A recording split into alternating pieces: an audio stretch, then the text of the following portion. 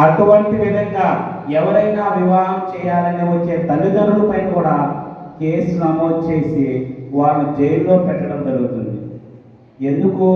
ఎవరిని దృష్టిలో పెట్టుకొని విషయం చేస్తున్నారు? మనము దృష్టిలో పెట్టుకొని మనం మేలు చేకూరుస్తూనే ప్రభుత్వం ఇటువంటి నిర్ణయాలన్నీ తీసుకుంటుంది. ఇంతకుముందు మీకు తెలుసు, సతీ సహగం ఎక్కడా లేదు. భార్య చనిపోతే భర్త చనిపోతే భర్తతో పాటు భార్యను కూడా చితి మంటలు వేసి మంట కాల్చేయడం ఇంతకుముందు ఎప్పుడన్నా ఉండేదా? ఎక్కడా లేదు. ఇప్పుడు లేదు, ఇంతకుముందు ఉండేది.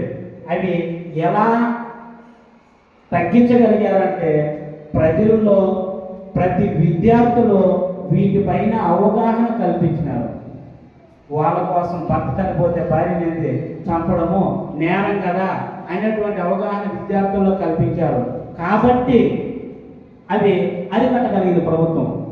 ఇప్పుడు కూడా ఈ బాల్య వివాహాలు విద్యార్థుల్లో ప్రజల్లో అందరి యొక్క దృష్టిలో తప్పుగా ఏర్పడినప్పుడే బాల్య వివాహాలను అరికట్టగలుగుతాము అనే ఉద్దేశంతో అది మొట్టమొదటిసారిగా విద్యార్థుల్లో నెలకొల్పాలని ప్రభుత్వం నిర్ణయం తీసుకుని ఈ బాల్య వివాహాలను అరికట్టడానికి ఈ యొక్క ప్లెడ్జ్ చేపించడము జరుగుతుంది.